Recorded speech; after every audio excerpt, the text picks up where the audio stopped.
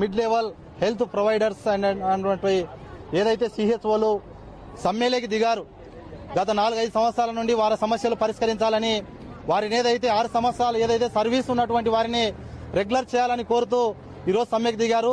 గ్రామీణ ప్రాంతాల్లో ఆరోగ్యాల విషయంలో ప్రజలను చాలా అత్యంత జాగ్రత్తగా చూసినటువంటి సిహెచ్ఓలు ఈరోజు సమ్మెలోకి వెళ్లడం వల్ల గ్రామీణ ప్రాంతాల్లో వైద్య సేవలు కుంటుపడేటువంటి పరిస్థితి ఉన్నది. ఏదైతే వైద్య శాఖ మంత్రి గారు ఉన్నటువంటి సత్యకుమార్ యాదవ్ గారు ఉన్నారో ఖచ్చితంగా రాష్ట్ర వ్యాప్తంగా వీరు కలెక్టరేట్ల దగ్గర వీరికి ఏదైతే హెచ్ఆర్ పాలసీ ఇవ్వాలని ఇంక్రిమెంట్ అమలు చేయాలని అదేవిధంగా ఎన్హెచ్ఎం ఉద్యోగులతో సమానంగా 23% వేతన సవరణ జరగాలని కోరుతూ ఈరోజు సమ్మె బాట పట్టారు. అదేవిధంగా ఈపీఎఫ్ఓ వాటిని కూడా ఈరోజు రద్దు చేసినటువంటి పరిస్థితి ఉంది.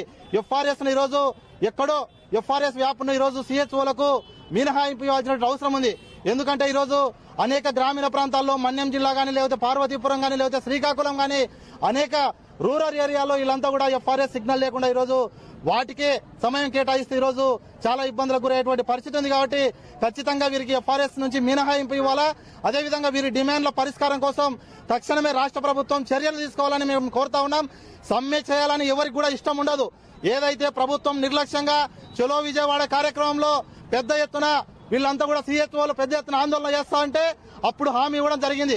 ఆ హామీని ఈ రోజు నిలుపుకుపోవడం వల్లనే రాష్ట్ర వ్యాప్తంగా వాళ్ళు సమ్మెకు దిగారు. కాబట్టి తక్షణమే రాష్ట్ర ముఖ్యమంత్రి గారు సిహెచ్ఓల సమస్యల పరిష్కారం కోసం చొరవ చూపాలా.